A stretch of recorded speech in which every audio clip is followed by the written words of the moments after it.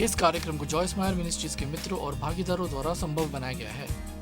परमेश्वर ने कहा, मैंने तुझे ठहराया है, मैंने तुझे स्थापित किया है, मैंने तुझे बोया है ताकि तुम जाकर फल लाओ।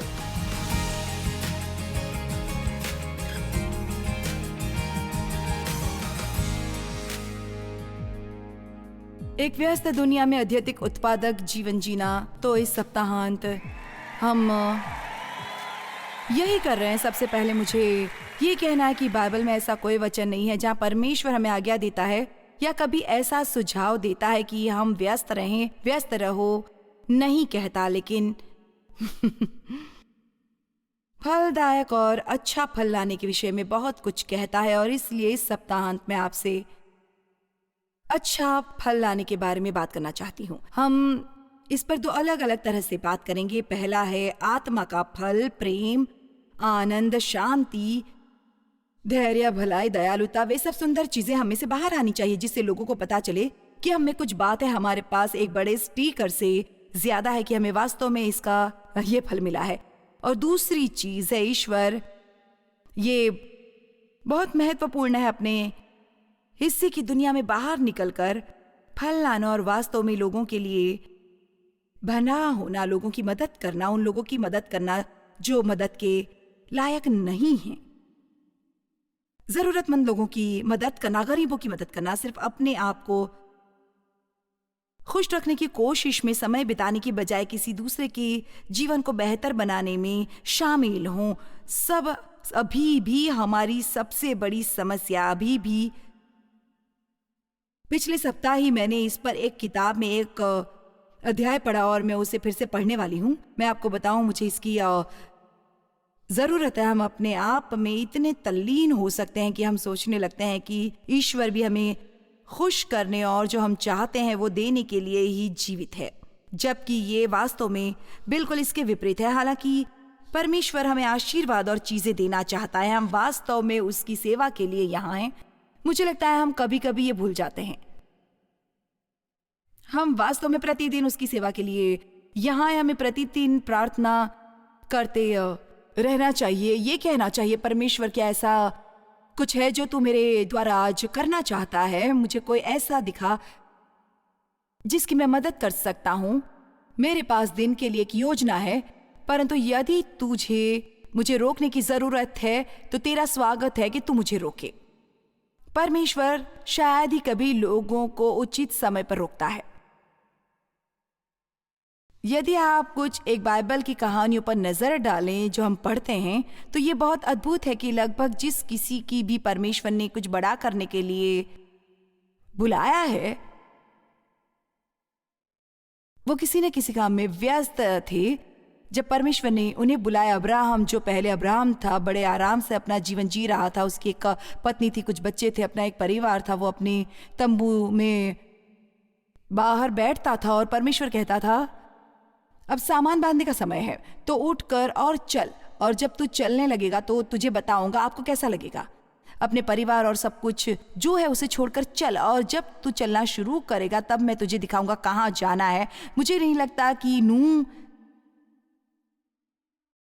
ये उम्मीद कर रहा था कि उससे एक जहाज बनाकर एक तूफान के लिए तैयार रहने को कहा जाता, जबकि वर्षा क्या होती है कोई जानता भी नहीं था। पतरस और याकूब मछली पकड़ रहे थे। यीशु ने कहा, मेरे पीछे आओ। वो सब कुछ छोड़कर उसके पीछे चल दिए। मुझे लगता है हम में से बहुतों को ये करने की जरूरत है। यही हमारे लिए बहुत जरूरी है। हमें ये करना चाहिए। हम यहाँ उसके लिए हैं, वो यहाँ बस हमारे लिए नहीं है, सिर्फ हमारे लिए नहीं है, सबके लिए है।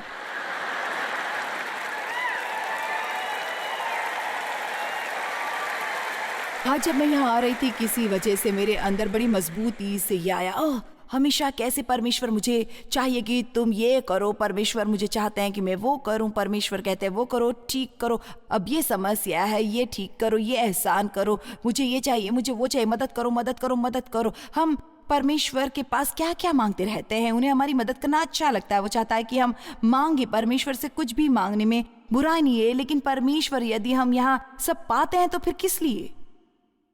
और इसीलिए मैं आपको उत्साहित करना चाहती हूँ कि हर दिन परमेश्वर से पूछना शुरू करें, मुझे दिखा कि आज मैं तेरे लिए क्या कर सकती हूँ। मेरी राह में कोई ऐसा हो जिसकी मैं मदद कर सकती हूँ। यदि आप ये प्रार्थना करना शुरू करेंगे, परमेश्वर आपको कुछ चीजों से हैरान करना शुरू करेगा। शायद हमेशा आसान ना हो, लेकिन मैं आपको बताती हूँ जो मैं अपने जीवन में कई सालों से सीख रही हूँ वो ये है कि आप एक ही समय में स्वार्थी और खुश नहीं हो सकते हैं। ये बिल्कुल काम नहीं करेगा। इसलिए हम बस व्यस्त रहना नहीं चाहते हैं, हम अच्छा फल चाहते हैं। मत्ती 12:33 में लिखा है, तुम उनको उनके फल से ही पहचानोगे। दुनिया को कैसे पता चलेगा कि मसीह हमारे अंदर जीवित है? सिर्फ इसलिए कि हमने कार पर मछली वाला बड़ा सा स्टिकर लगाया है, या क्योंकि हमें हर रविवार को सुबह चर्च जाते हुए देखते हैं और हम 1 या 2 घंटे के लिए जाते हैं, या हमने गले में क्रॉस पहना हुआ है, या उन्हें कैसे पता होगा? हम उनको उनके फल से पहचानेंगे। सच बताऊं तो यदि हम बेहतर व्यवहार करेंगे तो वास्तव में हमें इतना ज्यादा प्रचार नहीं करना होगा। लोग यीशु को देख सकते हैं।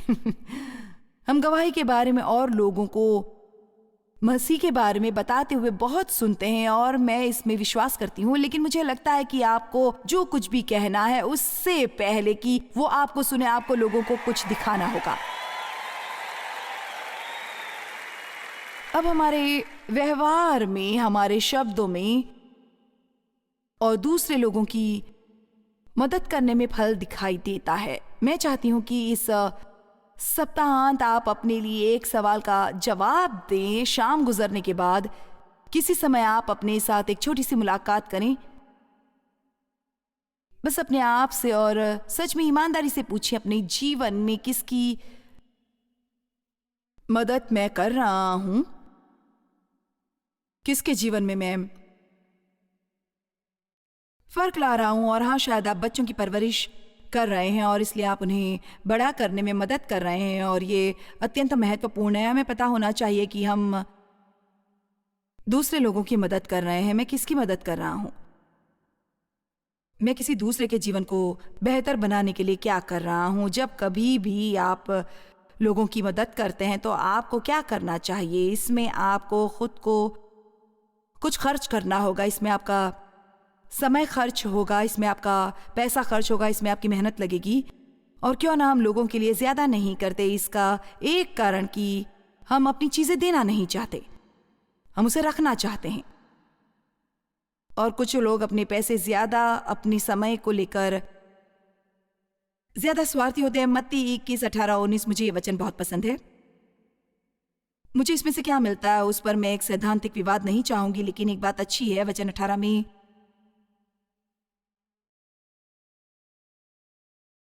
लिखा है, भोर को जब यीशु नगर को लौट रहा था तो उसे भूख लगी। खैर, दुनिया में बहुत से लोग हैं जो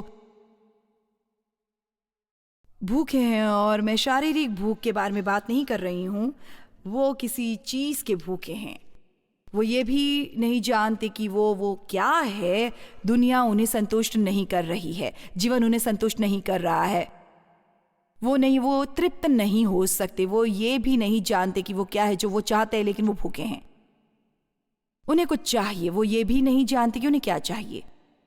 और अंजीर का एक पेड़ सड़क के किनारे देखकर वो उसके पास गया और पत्तों को छोड़ उसमें और कुछ न पाया। अब इस अंश को न भूलें। और पत्तों को छोड़कर उसमें और कुछ न पाकर उसने कहा, अब मैं तुझमें फिर कभी फल न लगे। और अंजीर का पेड़ तुरंत सूख गया।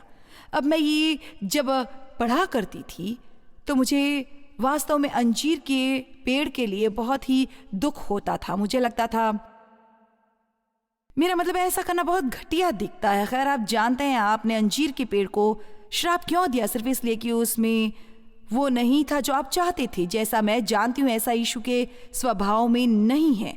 जब तक कि मुझे अंजीर के पेड़ के बारे में जानकारी नहीं मिली थी, ये मूल क्लासिक विस्तारिक बाइबल में हुआ करता था, जिसमें अब उन्होंने रद्द बदल दिया है। और अब ये फुल नोट भी नहीं है, लेकिन वास्तव में फुल नोट में लिखा था कि अंजीर के पेड़ों पर जब पत्ते होते हैं तो हमेशा उनमें पत्तों के नीचे फल होता है, वो बस ऐसे ही होते हैं।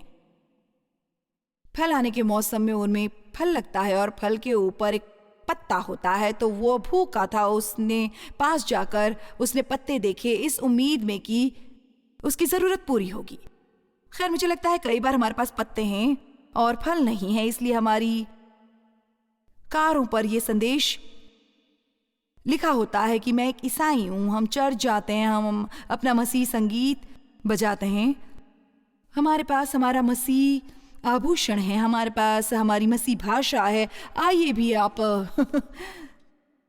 जानते हैं मैं क्या कह रही हूं।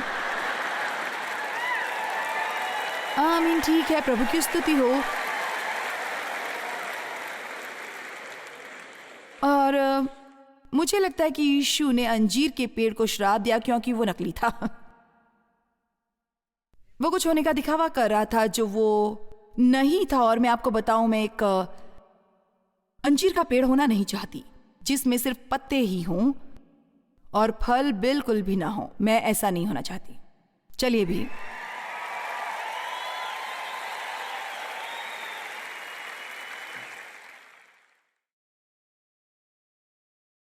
आदम को परमेश्वर ने कहा फूलो फलो और बढ़ो। नूह से परमेश्वर ने कहा फूलो फलो और बढ़ो। यूहन्ना अध्याय 15 में यीशु ने कहा मेरे पिता की महिमा इसी से होती है कि तुम बहुत सा फल लाओ, तब ही तुम मेरे सच्चे चेले ठहरोगे। इसलिए हम जो कहते हैं उससे हम कुछ साबित नहीं कर रहे हैं, ये हमारे जीवन का फल होता जो साबित करता है कि असल में हम कौन हैं। और उनमें से एक चीज है कि जैसे हम आध्यात्मिक रूप से परिपक्व होते हैं और आध्यात्मिक रूप से विकसित ही होते हैं, बिल्कुल बच्चों की तरह बचपने से जवानी तक बढ़ते हैं, हम आध्यात्मिक रूप से विकसित होते हैं। और इसमें समय और मेहनत लगती है और ये काम करता है और इसमें अध्ययन करना लगता है, इसमें काम करना होता है। वैसे ही जैसे आप आज रात कर रहे हैं, शुक्रवार की रात को किसी को परमेश्वर का वचन सिखाते हुए सुनते जाना, लोगों के समूह के साथ मिलकर आराधना करना, ये उन कुछ चीजों में से कहीं बेहतर है जो आप करते हैं। और मैं आपको गारंटी दे सकती हूँ कि कल सुबह आप बेहतर महसूस करेंगे बजाय उसके जो आप उन चीजों को करते हुए महसूस करते थे।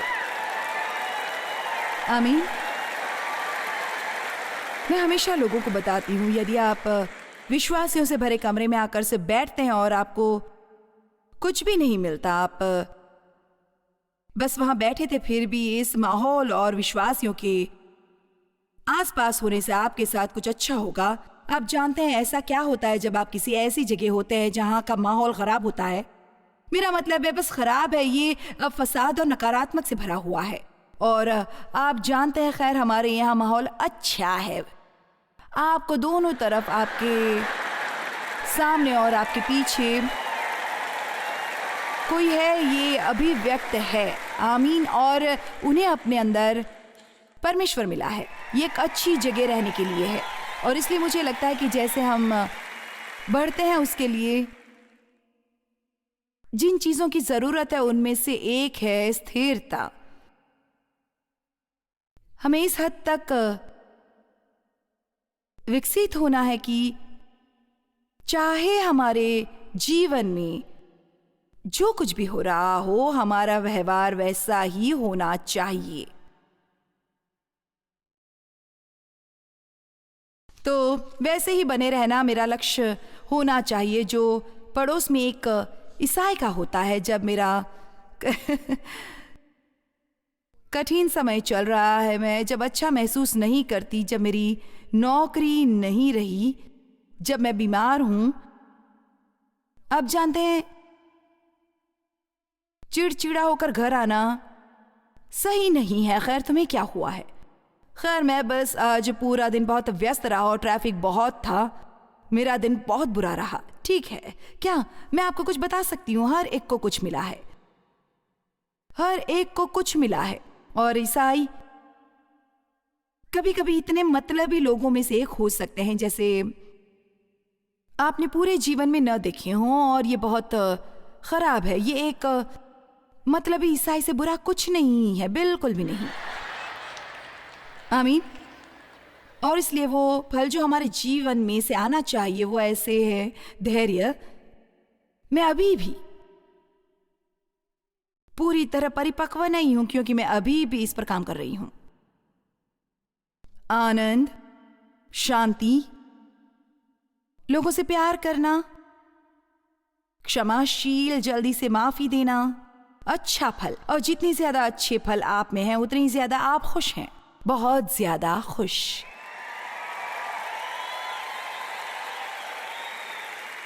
क्योंकि मैं आपको सच्चाई बताती हूं, जब हम अपनी भावनाओं को हावी होने देते हैं और हम बुरा काम करते हैं, हम बुरा व्यवहार करते हैं, फिर चाहे आप इसके लिए कितने भी बहाने बना लें, यह हमें अंदर से बुरा महसूस कराता है। चाहे हम किसी को भी दोष दें, हम जानते हैं ये सही नहीं है और ये हमें अंदर से बुरा महसूस कराता है। तो मैं आपको सच्चाई बता रही हूं और इस सप्ताहांत मैं ये 100 बार कह सकती हूं ताकि आप भूल न जाएं। जितना बेहतर आप लोगों से पेश आएंगे उतने ही आप खुश रहेंगे। आमीन।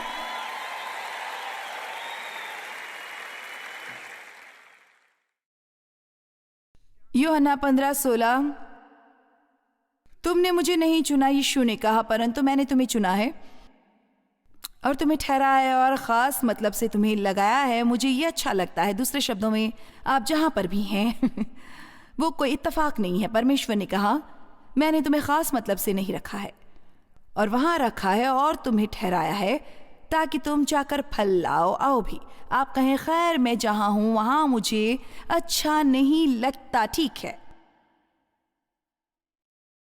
आपको वहाँ अच्छा नहीं लगता जहाँ आप हैं, आप वहाँ परमेश्वर के लिए फल लाने के लिए हैं। यदि आप वही करते हैं जिसके लिए उसने आपको वहां रखा है, तो हो सकता है वहां से बाहर आपकी तरक्की हो जाए। यदि आप जहां उसके बारे में शिकायत करना जारी रखते हैं तो शायद आपको इससे भी बुरी जगह जाना पड़े। आमीन। शिकायत करो और बने रहे, प्रशंसा करो और तरक्की करो।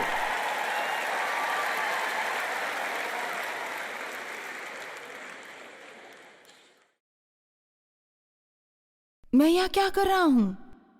ठीक है, यदि आप वचन में विश्वास करते हैं, परमेश्वर ने कहा, मैंने तुम्हें ठहराया है, मैंने तुम्हें स्थापित किया है, मैंने तुम्हें लगाया है ताकि तुम जाकर फल लाओ, ताकि तुम्हारा पिता जो स्वर्ग में है इसकी बड़ाई और महिमा हो, जो हम पहले ही सिद्ध कर चुके हैं कि हमारे यहाँ होने का कारण है कि परमेश्वर की बड़ाई और महिमा करें। अब फल की परिभाषा है वो जो किसी जीवित जीव में निहित ऊर्जा द्वारा पैदा होता है। तो दूसरे शब्दों में, आप जो कुछ भी बाहर से बाहर निकलता हुआ देखते हैं, ये उस कुछ का परिणाम है जो अंदर चल रहा है।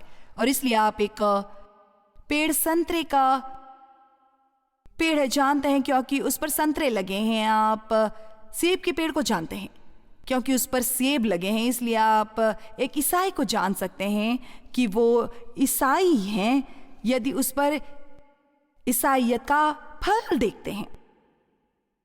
लेकिन यदि आप सब बातें सुनते हैं और ये दृष्टिकोण है कि अब दूसरों से बेहतर हैं या हर एक के प्रति आलोचनात्मक दृष्टिकोण रखते हैं कि वो कितना अच्छा नहीं है, आमीन, और उसमें बहुत से लोग हैं, दुनिया में बहुत से लोग हैं जो बहुत बुरा कर रहे हैं। और बहुत बार ईसाइयों के नाते हमें एक दूसरे के साथ होने की आदत हो जाती है और सब इतने आध्यात्मिक होते हैं कि हम बाहर आते ही किसी ऐसे से टकराते हैं जो बस ऐसा है जैसे कि वो। और पहली चीज जो हम करने के लिए ललचाते हैं वो एक प्रकार से अलग थलग अकेले रहना। और मुझे याद है, मैं इंग्लैंड के एक पास्टर के साथ थी और मेरे पति और एक और ये आदमी जो इंग्लैंड से था, बिल्कुल निराला था और वो लोगों के साथ बहुत अच्छा था। और हम स्टार बक्स में गए और वो लड़की जो हमारी सेवा में थी उसके बाल शायद 5 अलग अलग रंगों के थे और ये सब 40 दिशाओं में जा रहे थे और उसने जगह जगह छेद करवाए हुए थे। खैर, आप जानते हैं, मैं अपना धार्मिक रवैया महसूस कर सकती थी। आओ क्या आपको भी कभी अपनी थोड़ी धार्मिकता महसूस होती है? ये ऐसे है जैसे अभी आपको यकीन हुआ हो कि अच्छा खैर इंग्लैंड का ये आदमी, उसने काउंटर पर झुक कर कहा कि दोस्त मुझे तुम्हारे बाल अच्छे लगते हैं, तुम ये कैसे करती हो? और वो उसके साथ बातचीत करने लग गया और उन्हें बस आप जानते हैं धार्मिक मुखौटों से हमें जैसे कि छुटकारा मिलना चाहिए। मैं कभी कभी ये कहानी कहती हूँ, लेकिन मेरे दिल में जो कुछ भी आता है उसे दोहराती हूँ। मैं एक अन्य महिला मिनिस्टर के साथ शॉपिंग कर रही थी और वो एक ईसाई प्रचारक है और मैं एक शिक्षिका हूँ, और हम एक दुकान में गए और उस लड़की ने पूछा आप शहर में क्यों हैं, और हमने कहा ओ हम ईसाई हैं, हम यहाँ कॉन्फ्रेंस करने आए हैं। और उसने कहा ओ मैं आध्यात्मिक हूँ, और मैं हमेशा की तरह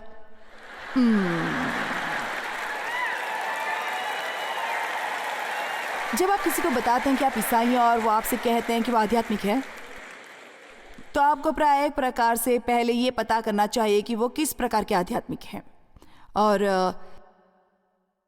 इसलिए हम थोड़ी बातचीत में लग गए और उसने कुछ एक गंदे शब्द कहे जो बहुत बुरे थे, और उसने कहा ओ मुझे क्षमा करना, लेकिन उसने कहा कि क्या आप जानते हैं, उसने कहा मुझे लगता है परमेश्वर गाली देता है।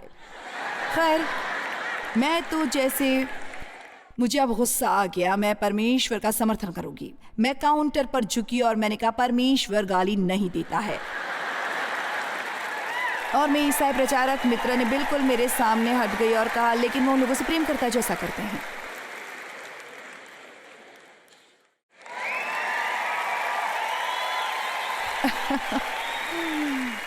अब देखो मैं यहाँ क्या करने की कोशिश कर रही थी, और बहुत से धार्मिक लोग यही करते हैं। अभी हमने मछली पकड़ी भी नहीं और मैं इसे साफ करने की कोशिश कर रही हूँ। आप समझ गए? जो लोग आपके साथ काम करते हैं उनके बारे में आप दृष्टिकोण रख सकते हैं, और वे सब जो गलत चीजें करते हैं उन्हें परखना चाहते हैं। लेकिन ये ज्यादा बेहतर होगा यदि आप ऐसा करेंगे जैसा यीशु कहता है, वो लोगों को वही मिलता है जहां वो हैं। वो लोगों को वही मिलता है जहां वो है, और फिर उनसे प्रेम करके वो उनकी मदद करता है वहां पहुंचने में जहां उन्हें होना चाहिए।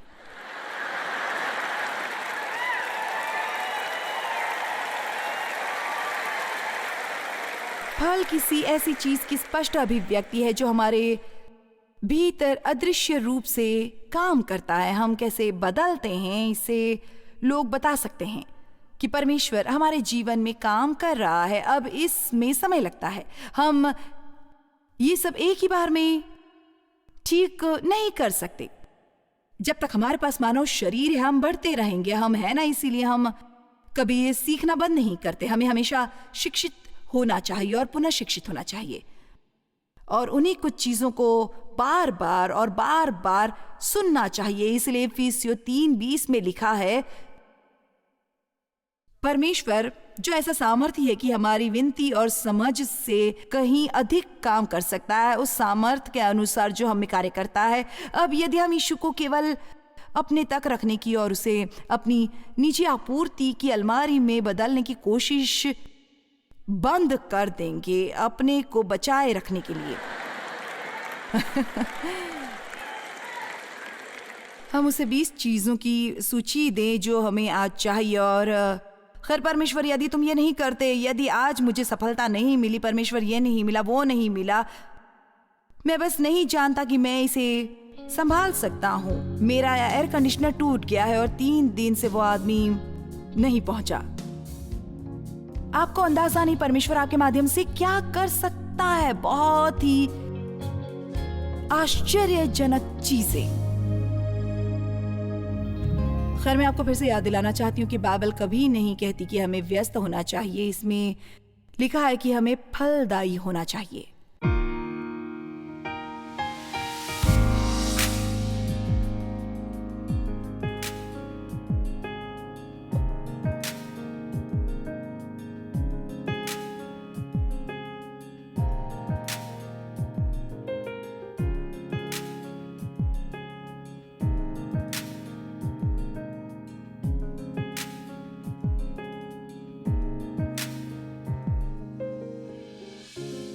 इस कार्यक्रम को जॉयस मायर मिनिस्ट्रीज के मित्रों और भागीदारों द्वारा संभव बनाया गया है।